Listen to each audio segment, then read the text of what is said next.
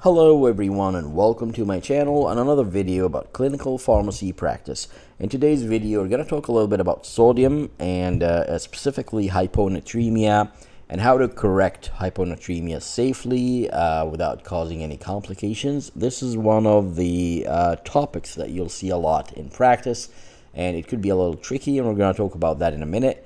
For those of you who are new on the channel, this channel is all about clinical pharmacy practice. I teach you how to become clinical pharmacists, how to advance your career. I also teach you how to pass the pharmacist OSCE exam, and there is a whole chapter about immigration to Canada for pharmacists. So if any of these topics interests you, make sure to subscribe to the channel and activate the bell so that you get notified of my future videos. Now, hyponatremia. We see this a lot in acute care settings, and you should expect to see it a lot too if you start practicing as a clinical pharmacist. Now, this is a little tricky because not all doctors and pharmacists know how to correct hyponatremia safely. And I have to say safely so many times because correcting hyponatremia too quickly can lead to a very risky side effect called the osmotic demyelinating syndrome.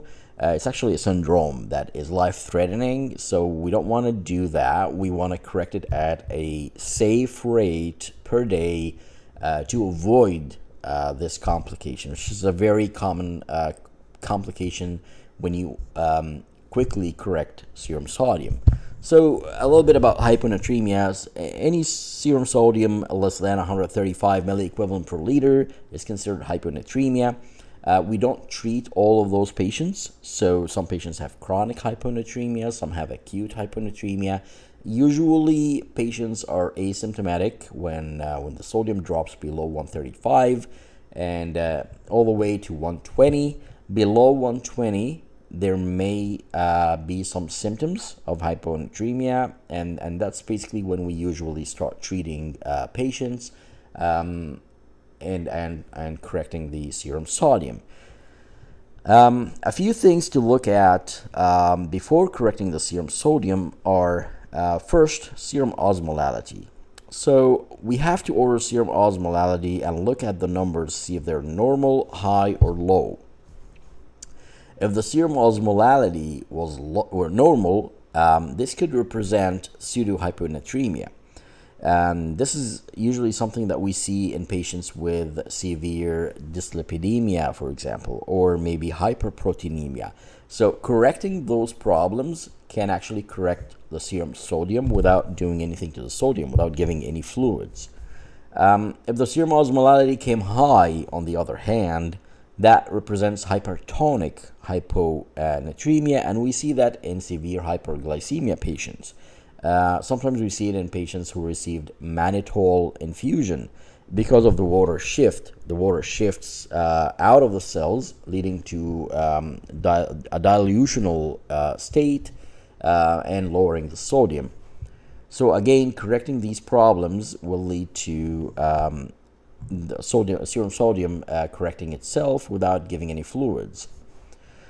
Now, if the serum osmolality was low, which is something we call hypotonic hyponatremia, we always should check the volume status. We want to see if the patient is dehydrated, or even if the patient is overhydrated, like has edema or something. And most of the time we look at the antidiuretic hormone secretion, which increases with a decreased circulating volume. That can lead to edema and again a dilutional state of the sodium, lowering the serum sodium. Also, that can be seen with congestive heart failure patients with extreme fluid overload, in decompensated cirrhosis patients, or even with nephrotic syndrome patients. If the serum osmolality was low and the patient is euvolemic, so there's no overload of fluids in the patient and the patient is not dehydrated, there may be inappropriate ADH secretion, antidiuretic hormone secretion, or polydipsia. So in this case, you have to order urine osmolality and look at the numbers. If the urine osmolality was less than 100, then probably it's a polydipsia patient. Just correct that and it will correct the serum sodium. We see that also with hypothyroid patients and with cortisol deficiency.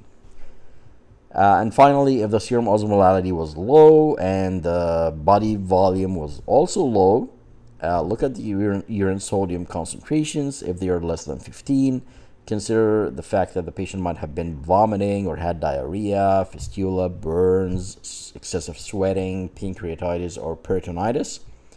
But if the serum urine sodium was higher than 20, the patient might have been using diuretics or has some sort of adrenal insufficiency.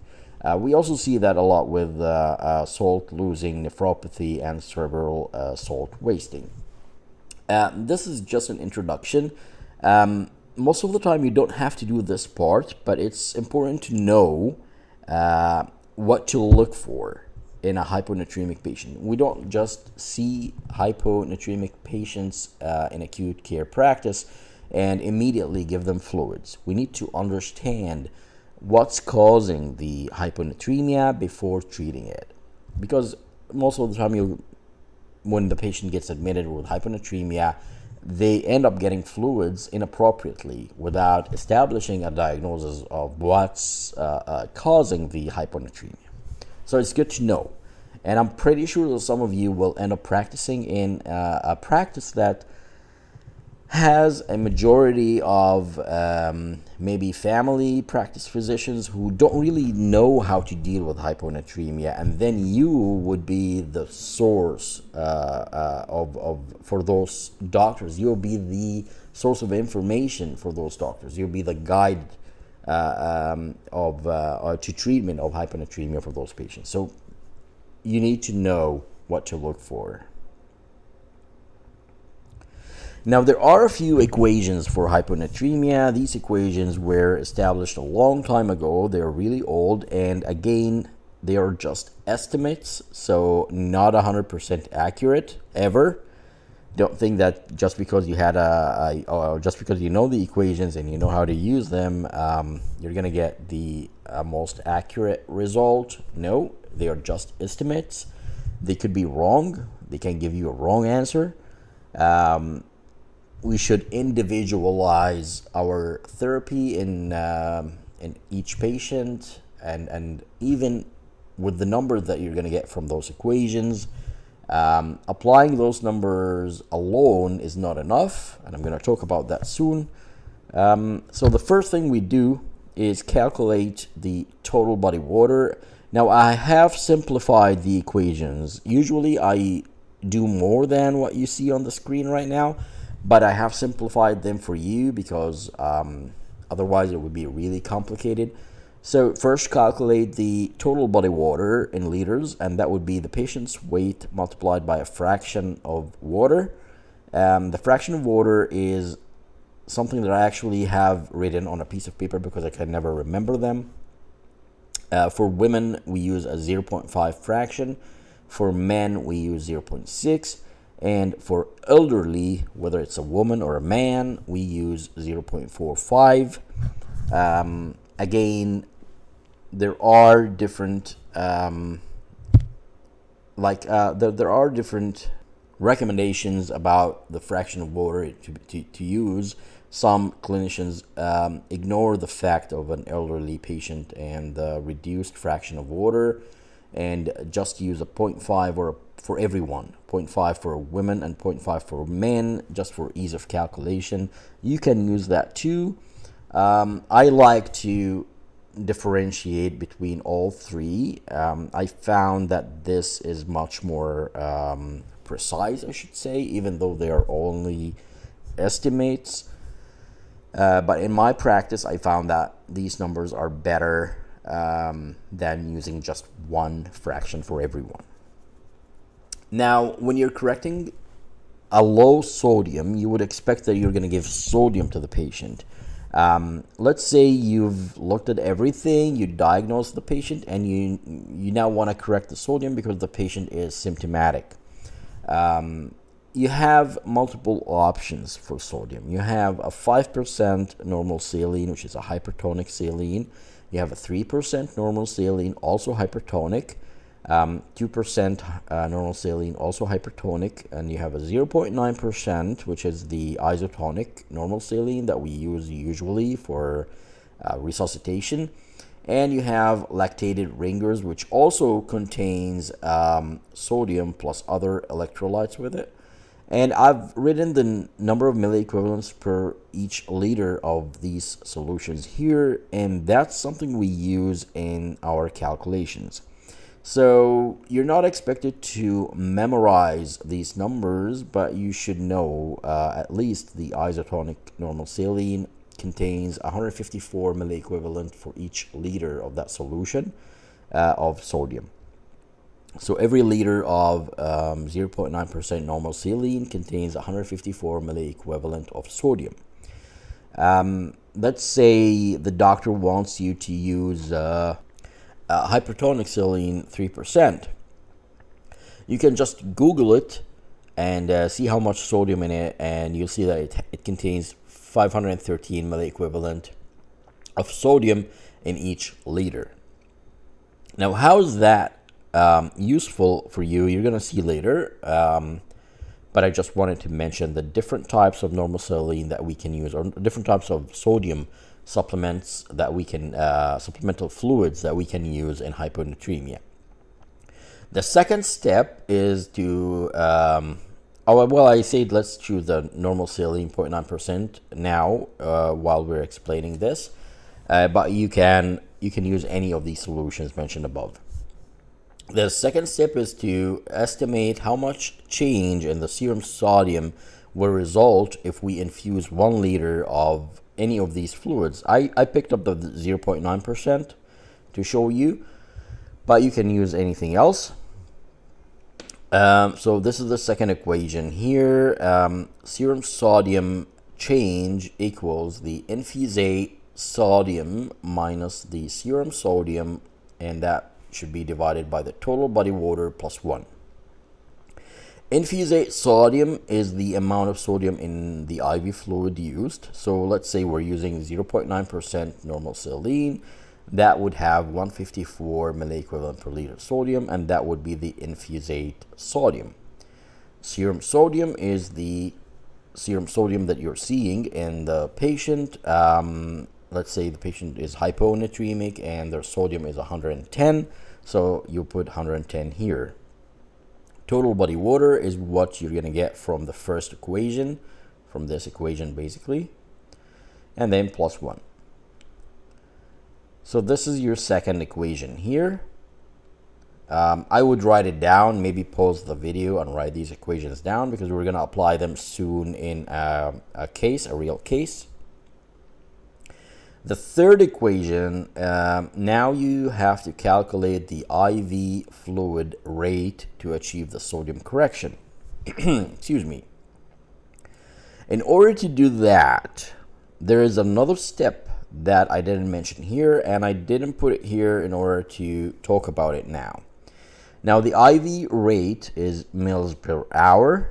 So basically, if you are going to use 0.9% normal saline, how many milliliters per hour should you infuse for how many hours in order to correct the sodium, first of all, and then avoid overcorrection and avoid osmotic demyelination.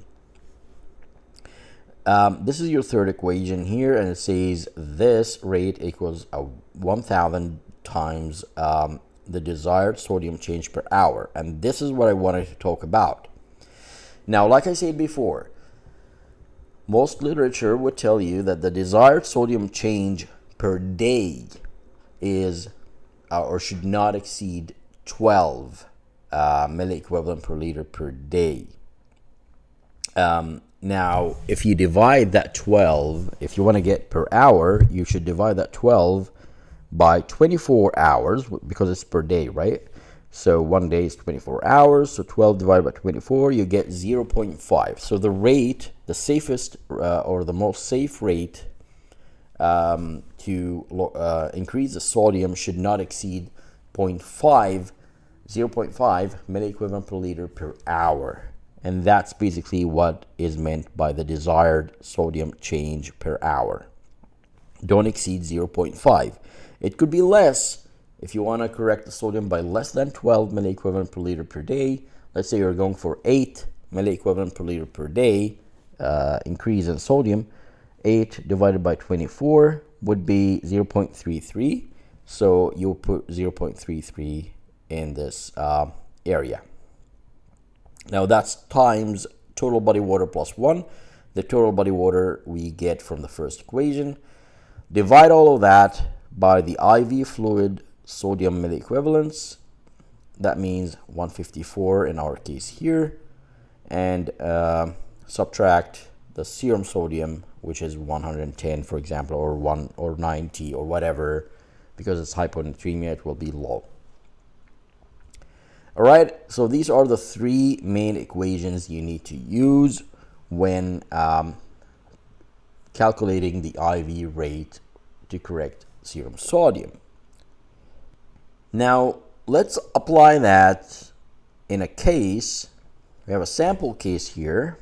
So this 75-year-old female patient was found down in her apartment and was transferred to the hospital.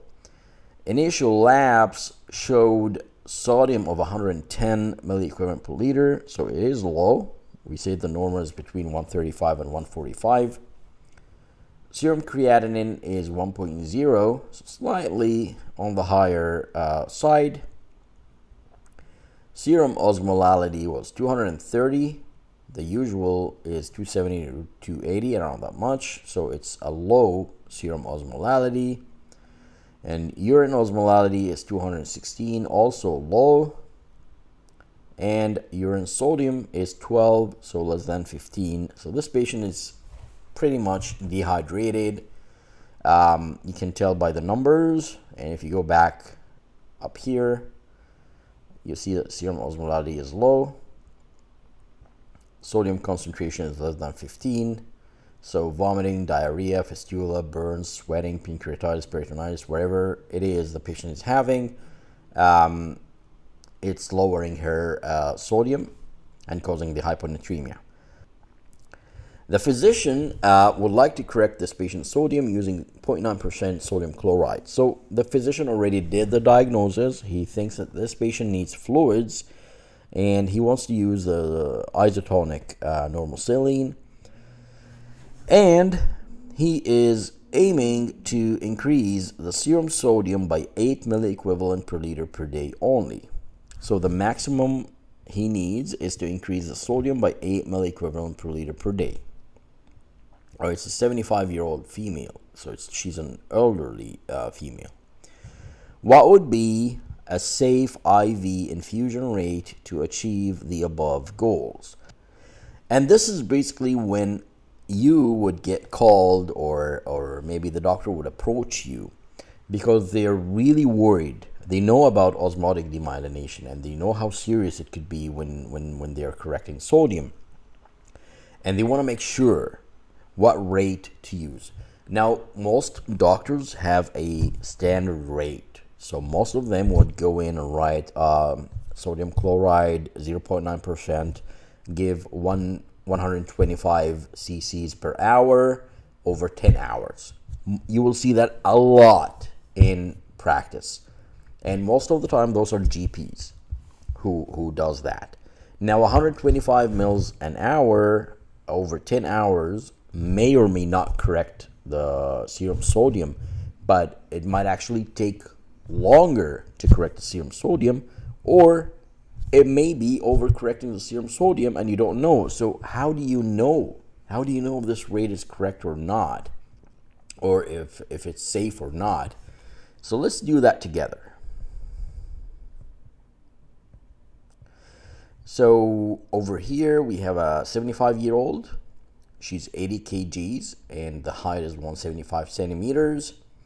Her serum creatinine is 1.0. serum sodium is 110, and the IV fluid that the doctor wants to use is the 0.9% sodium chloride, and like we said before, it has 154 milliequivalent per liter sodium. All right, let's follow the three equations that we talked about. First one, total body water in liters, use the weight multiplied by a fraction of water, 80 kgs times 0.45, and I use the 0.45 because she's elderly.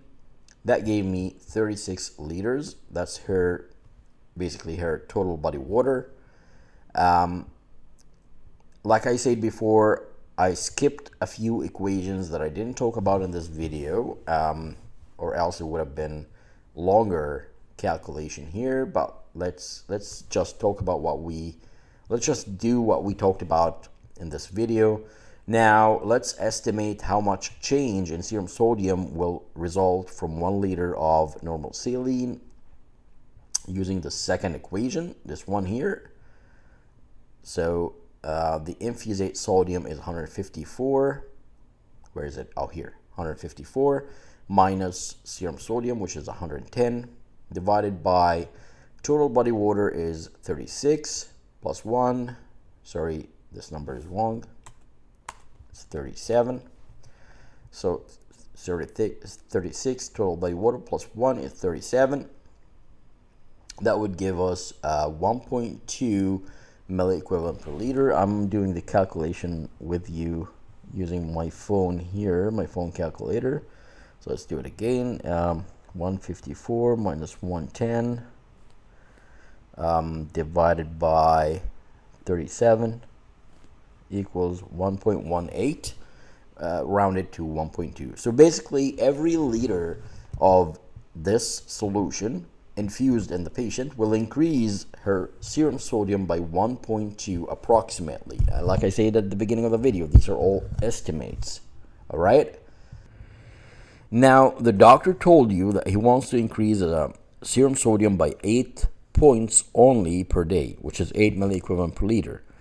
That means from 110 serum sodium, we want to increase it to 118 in the first day, and then another 8 milliequivalents on the second day, and so on. So 8 milliequivalent per day, which is at 24 hours, divided by 24 would be 0.33 milliequivalent per liter per hour increase. So every hour, this patient will have a 0.33 or should have a 0.33 milliequivalent per liter increase in her sodium. So instead of 110, after 1 hour of infusing the sodium, it should be 110.3. And then another hour, it will be 110.6, and so on. Of course, when you get the lab results, there are no decimals. So if you would actually measure the serum sodium every hour, you're not going to see any change. You'll see 110, 110, 110. It's not going to change until after maybe 3 hours, when it will start to show 111. So it will increase by 1, and so on. So and that's because we use the 0.9% normal saline. Things could be different if we use the 3% hypertonic saline, because it's faster, it's stronger, it's more concentrated. So you could get a higher increase in the hourly serum sodium than with the 0.9%. But let's stick to what we have now. Now we know what rate of sodium increase that we are looking for, or aiming for. The final step is to calculate the IV rate of the normal saline, and that equals the last equation that I gave you, 1000 times the desired sodium change per hour, which we figured out is 0.33, times the total body water, 36, plus 1. Divide that by the IV fluid sodium milliequivalents, which is 154 here, 154, minus the serum sodium, which is 110. Put the numbers together. The total body water is Why am I getting different numbers here? 36 plus 1 is 37. Let's do that calculation again. So 1,000 times 0.33 times 37, and then divide that by 154 minus 110. That would give us 277.5 milliliters per hour of normal saline of the 0.9% normal saline. So this is the rate we should infuse in the patient, and it would be over 24 hours. So it would be non-stop. The patient would continue to get normal saline over 24 hours, 277 mils per hour. And at the end of one day, we should see an increase of the serum sodium by 1.2 milliequivalent per liter, or let's say 1 milliequivalent per liter. So from 110, it will go up to 111, and so on. So it will take a few days or maybe weeks for the sodium to actually increase to a normal level. No, not a few weeks actually, because within one day, within 24 hours, we're getting an extra 8 milliequivalent per liter, given that the patient is not losing a lot of water from any other sources except urine. So after 24 hours, sorry, it won't be 1.2 milliequivalent per liter, it would be 118 milliequivalent per liter, the serum sodium. So it will go up from 110 to 118, and then on the second day it should go above 125. It would be about 126 on the second day. If we continue infusing normal saline at that rate continuously without stopping it, it should go up to 126 after 2 days. And then if we continue infusing the sodium at that rate, on the third day, the sodium should go up to 134. So that's really close to normal levels. At that point, we should either stop the infusion or maybe give half of that infusion only in order to slow down the correction, because we're approaching normal levels already of the sodium, and we don't want to go too high and switch from a hyponatremic state to a hypernatremic state. So you can slow the rate of the infusion when you approach a normal rate, and then eventually when the rate is normal, you can stop the infusion altogether. Now, what is very important with this correction is, as soon as you start infusing the sodium into this patient or any patient, you have to monitor the serum sodium every 2 to 4 hours. And the reason for that is because we said, like I said at the beginning of the video, that these equations are all estimates. So we don't really know if these numbers are true and we're going to achieve them in those patients. So it's important to, yes, we calculated a good rate, but it's important to measure the serum sodium every 2 to 4 hours continuously until the sodium approaches a normal level, or at least for the first day until you make sure that the rate of serum sodium increase is actually truly what you're aiming for. So we aimed for 8 milliequivalent per liter increase per day, and you're achieving that. You're looking at the numbers, how fast the sodium is increasing in the blood.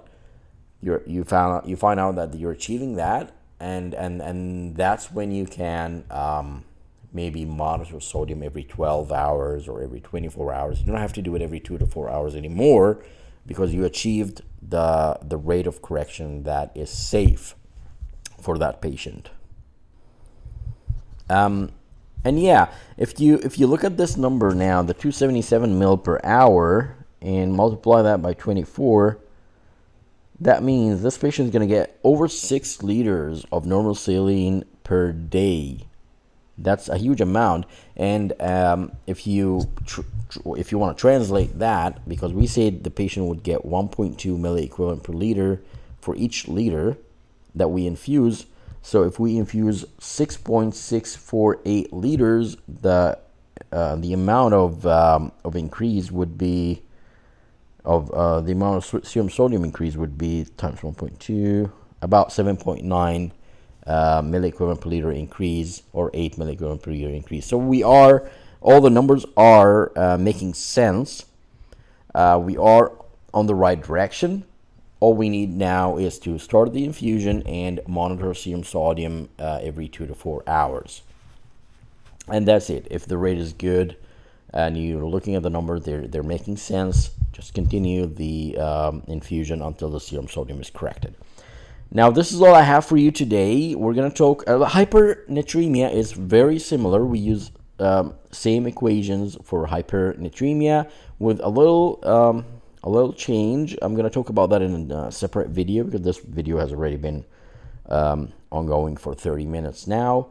So I'm going to talk about hypernatremia in a different video, but the concept is very similar. I hope that this would help you in your practice, make you more confident when you're dosing IV fluids in hypernatremic patients. Let me know in the comments if you have any questions about today's video, and until I see you in the next video, have a great day.